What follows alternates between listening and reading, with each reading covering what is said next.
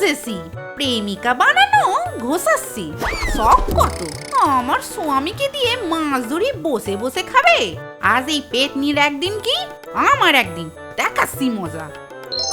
শোনো, আজ রাতে তুমি যাবে তোমার প্রেমিকার সাথে দেখা করতে। এ কি বলছো গিন্নি? ওখানে যাওয়া মানে তো... আহ, যা বলছি সেটা শোনো। ও গিন্নি, তোমার বুদ্ধি জবাব নেই।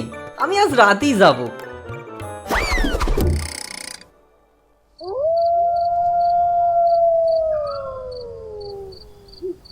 মেসু সোনা, ও মেসু সোনা, কোথায় তুমি? ওগো শুনছো?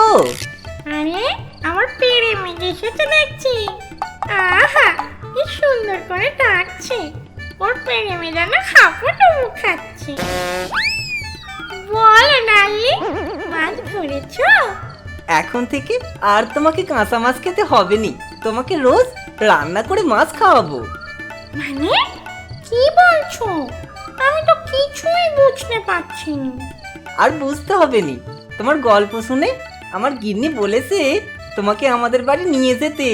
তোমাকে আমার গিন্নি নিজের হাতে মাছ রান্না করে খাওয়াবে।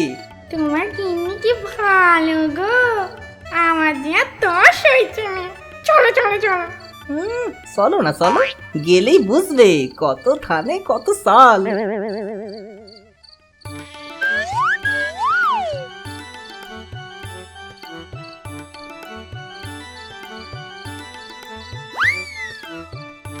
এতেই কাজ হবে পেতনি, আজ করব তোমার চাটনি।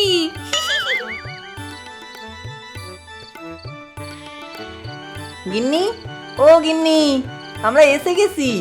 ও মা, তোমরা এসে গেছো? তা তোমার প্রেমিকা তো বেশ সুন্দর হয়েছে। অনেক রাত হয়েছে, চলো আগে খেয়ে নেবে, চলো। হ্যাঁ হ্যাঁ, চলো চলো। কত দিন রান্না করে মাছ খাইনি। হ্যাঁ চল না, চল, এটাই তোর শেষ খাওয়া হবে পেতনি।